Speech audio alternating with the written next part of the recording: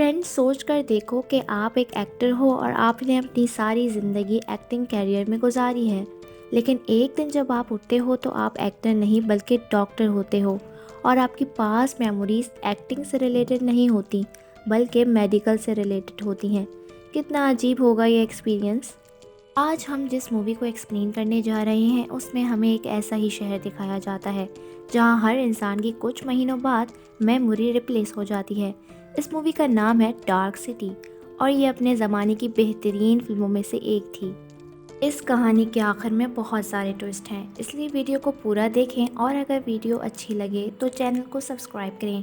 तो चलते हैं सीधा कहानी की तरफ। फिल्म शुरू होती है और हम जॉन मर्डॉक नामी आदमी को एक होटल के बाथरूम में देखते हैं। उसे कुछ पता नहीं होता कि वो कौन है और यहाँ क्या कर रहा है।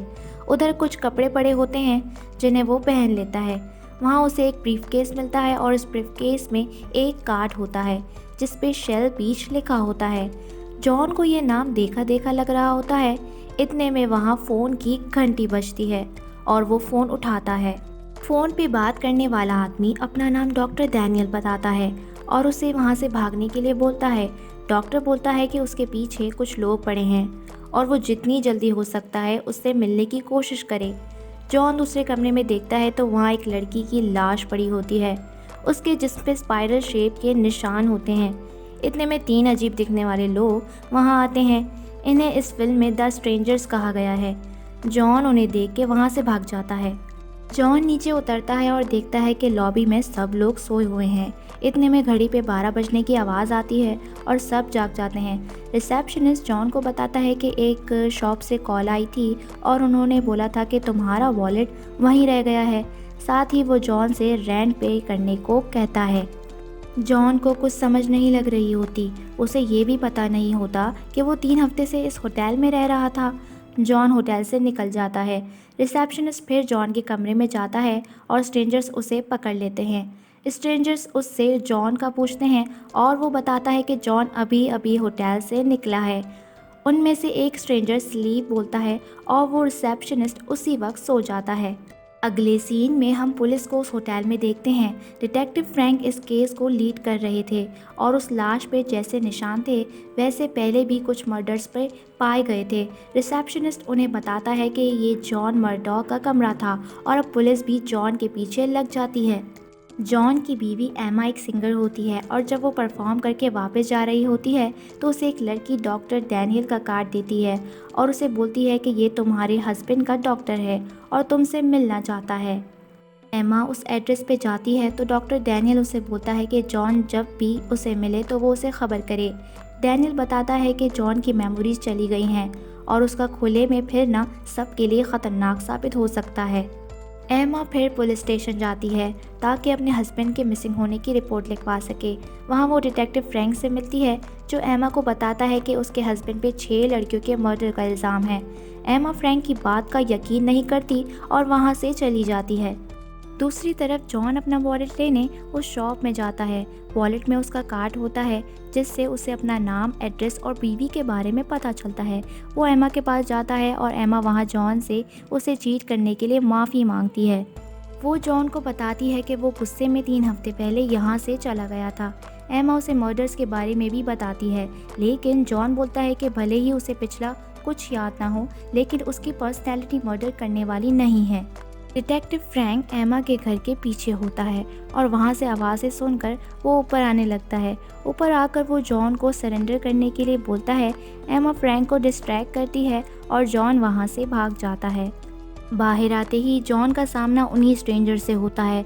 उन लोगों से लड़ने के दौरान उसे पता चलता है कि उसके पास साइकोकिनेसिस की पावर्स हैं, यानी वो अपने माइंड से किसी भी चीज़ को बना और बेकार सकता है। इस मूवी में इन पावर्स को ट्यूनिंग का नाम दिया गया है, लेकिन जॉन को अभी इन पावर्स को कंट्रोल करना नहीं आता। यही पावर स्ट्रेंजर्स में भी होती हैं। जॉन किसी तरीके से उन्हें हरा के वहाँ से भाग जाता है। जॉन को शहर की बिल्डिंग्स बहुत अजीब और पुरानी लगती हैं और यहाँ के किसी भी आदमी को ये ख्याल नहीं आता कि यहाँ हर वक्त रात ही क्यों रहती है। 12 बजते ही कुछ टाइम के लिए सब लोग अचानक से बेहोश हो जाते हैं। इसके साथ बिल्डिंग्स का स्ट्रक्चर भी 12 बजे के बाद बदलना शुरू हो जाता है। छोटी बिल्डिंग्स बड़ी हो जाती हैं और बड़ी छोटी। हमें पता चलता है कि ये सब कुछ स्ट्रेंजर्स ही कर रहे होते हैं। वो अंडरग्राउंड से इस पूरे शहर को चला रहे होते हैं। इनका लीडर मिस्टर बुक 12 बजे कुछ देर के लिए पूरा शहर बंद करवा देता है। सब स्ट्रेंजर्स मिलकर अपनी पावर्स को यूज़ करते हैं और शहर को सुला देते हैं। इसी तरह वो लोग बिल्डिंग्स को भी बदलते हैं। जब सारा शहर सोया होता है तो डॉक्टर डैनियल कुछ स्ट्रेंजर्स के साथ मिलकर लोगों के सर पे इंजेक्शन लगाता है। उस इंजेक्शन से लोगों की पुरानी मेमोरीज ख़त्म हो जाती हैं और उन्हें नई मेमोरीज दी जाती हैं। इससे हमें पता चलता है कि डॉक्टर इन स्ट्रेंजर्स के साथ मिला हुआ था। स्ट्रेंजर्स इसी तरह पूरे शहर को कंट्रोल कर रहे थे। स्ट्रेंजर्स को पता चल जाता है कि जॉन एक अलग इंसान है और 12 बजे शट डाउन करने से वो बेहोश नहीं होता। इसीलिए वो जॉन को पकड़ना चाहते थे। मिस्टर बुक डॉक्टर से पूछता है कि जॉन में ऐसा क्या है जिससे उनकी पावर्स उसके पास चली गई हैं। डॉक्टर उन्हें कहता है कि ये शायद एक्सपेरिमेंट्स करने की वजह से हुआ होगा। स्ट्रेंजर्स अपने एक आदमी मिस्टर हैन को जॉन की मेमोरीज का इंजेक्शन देते हैं ताकि उन्हें पता चल जाए कि जॉन कहाँ जा सकता है। जॉन ब्रीफकेस वाले कार्ड को देखता है और उसे लगता है कि शायद उसे शेल बीच जाना चाहिए। वो इस जगह का रास्ता बहुत से लोगों से पूछता है। पूरे शहर को शेल बीच के बारे में पता तो होता है, लेकिन उन्हें वहाँ जाने का रास्ता नहीं पता होता। कार्ड के पीछे कार्ल नाम के आदमी का मैसेज होता है और जॉन को याद आता है कि कार्ल उसके अंकल थे। जॉन अपने अंकल के पास चला जाता है ताकि अपनी पिछली ज़िंदगी के बारे में कुछ जान सके।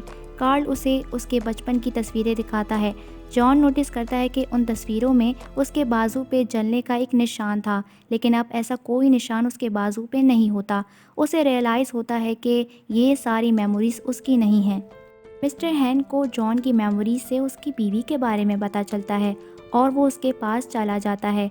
वो एमा से जॉन की लोकेशन पूछता है, लेकिन वो बोलती है कि उसे कुछ नहीं पता। मिस्टर हैन वहाँ से चला जाता है। एमा जब घर आती है तो उसे कार्ल का फ़ोन आता है और वो बताता है कि जॉन उसके पास आया हुआ है और वो अजीब बातें कर रहा है। इतने में डिटेक्टिव फ्रैंक एमा के पास आ जाता है और वो दोनों जॉन के पास जाने के लिए निकलते हैं। मिस्टर हैन इनकी बातें सुन लेता है और इन दोनों से पहले ही जॉन के पास पहुंच जाता है। मिस्टर हैन और जॉन की लड़ाई होती है, पर जॉन उसका मुकाबला नहीं कर पा रहा होता। इसी वक्त एमा और फ्रैंक वहां पहुंच जाते हैं और जॉन को गाड़ी में बिठा के वहां से भाग जाते हैं। फ्रैंक जॉन को पुलिस स्टेशन ले जाता है और उसे अरेस्ट कर लेता है। इन्वेस्टिगेशन के दौरान उसे फील होता है कि ये मर्डर्स जॉन ने नहीं किए, लेकिन अभी भी सारे सवाल उलझे हुए होते हैं। जॉन फ्रैंक से पूछता है कि क्या उसने पिछले कुछ हफ्तों में कभी दिन की रोशनी देखी है। फ्रैंक को कुछ याद नहीं होता। फिर वो सामने पड़ी हुई बुक को हवा में उड़ाता है और फ्रैंक से पूछता है कि ये बताओ ये कैसे हो रहा है। फ्रैंक और ज़्यादा कंफ्यूज हो जाता है। ये दोनों मिलकर प्लान बनाते हैं और डॉक्टर डैनियल से मिलने चले जाते हैं। डॉक्टर डैनियल जॉन से बोलता है कि वो ये इंजेक्शन उसे लगाने दे, फिर वो सब बातें उन्हें बता देगा। फ्रैंक अपनी गन निकाल लेता है और डॉक्टर से कहता है कि उसे जो कुछ भी पता है अभी बताए। डॉक्टर बताता है कि स्ट्रेंजर्स असल में एलियंस हैं जो मरे हुए लोगों की बॉडीज लेके अपनी असल फॉर्म छुपाते हैं। इन सब का हाइव माइंड है, यानी ये लोग एक दूसरे से कनेक्टेड हैं। लेकिन ये एलियंस बहुत कम रह गए हैं और ख़त्म होने वाले हैं। इनके पास कोई भी तरीका नहीं है ख़ुद को ज़िंदा रखने का। ये लोग इंसानों पर एक्सपेरिमेंट कर रहे हैं ताकि इन्हें इंसानों की आत्मा के बारे में पता चल जाए। इस तरह वो अपने आप को उसके साथ लिंक करेंगे और अपनी स्पीशीज़ को बचा लेंगे। ये पूरा शहर उन्होंने इसीलिए ही बनाया है। वो धूप में नहीं रह सकते, इसलिए यहाँ रात ही रहती है। उनके एक्सपेरिमेंट करने का तरीका थोड़ा अजीब है। वो हर इंसान की मेमोरी निकालते हैं और उन मेमोरी से एक नई मेमोरी तैयार करके वो अपने दूसरे टारगेट में डाल देते हैं।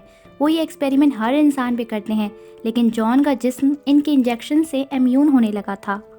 जॉन सब कुछ टाइम के साथ अडॉप्ट करने लगा था, इसीलिए जॉन के पास उनकी पावर्स आ गई थी। स्ट्रेंजर्स जॉन पे अगला एक्सपेरिमेंट करने के लिए उसे एक मर्डरर बनाना चाहते थे ताकि वो स्टडी कर सके कि एक मर्डरर कैसे सोचता है।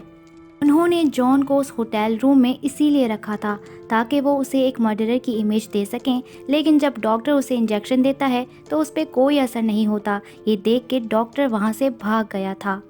हमें यहाँ पता चलता है कि जॉन पे एक्सपेरिमेंट्स करने से स्ट्रेंजर्स को वो लिंक मिल गया था जिसके लिए वो इतने एक्सपेरिमेंट्स कर रहे थे। जॉन की वाइफ को भी नई मेमोरीज डाल के उसकी वाइफ बनाया गया था। इस सब के बारे में सिर्फ एलियंस और डॉक्टर को ही पता होता है। डॉक्टर को एलियंस ने ज़बरदस्ती अपने साथ इसीलिए मिलाया था ताकि वो उनकी मदद कर सके। उन्होंने डॉक्टर का भी पास मिटा दिया था। ये सब सुनकर फ्रैंक और जॉन परेशान हो जाते हैं और डॉक्टर से बोलते हैं कि वो उन्हें शेल बीच ले चले। डॉक्टर पहले उन्हें मना करता है, लेकिन जब जॉन अपनी पावर से उसे टॉर्चर करता है तो वो उन्हें वहाँ ले जाता है। उन्होंने एक्सपेक्ट किया था कि वहाँ एक समंदर होगा, लेकिन असल में वहाँ सिर्फ शेल बीच का पोस्टर लगा होता है। जॉन फ्रस्ट्रेट होके पोस्टर फाड़ता है और उसके पीछे दीवार होती है। वो दीवार को अपनी पावर्स की मदद से तोड़ देता है। दीवार के पीछे का नज़ारा देख के सब दंग रह जाते हैं क्योंकि उधर सिर्फ आउटर स्पेस होता है। इतने में एलियंस एमा के पास वहां आ जाते हैं और उन्हें सरेंडर करने को कहते हैं। वहां उनके बीच लड़ाई शुरू होती है और एक एलियन और डिटेक्टिव फ्रैंक वहां से स्पेस में गिर जाते हैं और मर जाते हैं। हमें यहाँ पता चलता है कि ये सिटी स्पेस में बनाई गई थी और इसके नीचे एक शिप था जहाँ से एलियंस सब कंट्रोल कर रहे थे। एलियंस जॉन को पकड़ के नीचे ले जाते हैं। वो डॉक्टर से बोलते हैं कि उनकी कलेक्टिव मेमोरी जॉन में डाली जाए।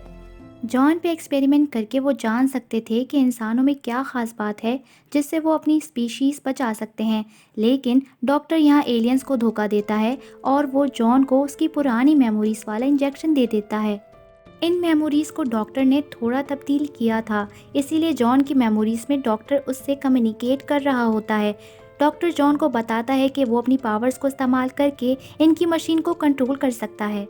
कुछ देर बाद जॉन उठता है और अपनी पावर्स को इस्तेमाल करके खुद को और डॉक्टर को फ्री कर लेता है। जॉन और एलियंस के लीडर मिस्टर बुक के बीच लड़ाई होने लगती है और फाइनली जॉन उसमें जीत जाता है। जॉन फिर एमा को ढूंढने लगता है, पर डॉक्टर उसे बताता है कि एमा के अंदर नई मेमोरी डाली गई है और वो पिछला सब भूल गई है। फिर जॉन अपनी पावर यूज़ करके इस सारे सिटी की चीज़ें बदलने लगता है। वहाँ उसे एक एलियन मिस्टर हैंड मिलता है और जॉन उसे बताता है कि तुम लोग गलत जगह एक्सपेरिमेंट कर रहे थे। इंसान अपने दिमाग से नहीं सोचता बल्कि अपने जज्बात से सोचता है। वो शिप को भी सूरज की डायरेक्शन में मोड़ता है और अब वहाँ दिन हो जाता है। सूरज की रोशनी पड़ने से वो एलियन मर जाता है। जॉन एक शेल बीच की तरह की जगह भी बनाता है और उसे विजिट करने जाता है। वहाँ एमा भी होती है और वो बातें करने लगते हैं। एमा के अंदर एक नई मेमोरी डाली गई थी, इसलिए वो जॉन को नहीं पहचानती। जॉन एमा को अपने बारे में बताता है और यहाँ फिर मूवी ख़त्म हो जाती है। फ्रेंड्स, अगर आपको वीडियो पसंद आई हो तो इसे लाइक करें और अगर आपको स्टोरी के बारे में कुछ डाउट हो तो कमेंट कीजिए। मैं आपको मिलती हूँ अगली वीडियो में। तब तक के लिए बाय बाय।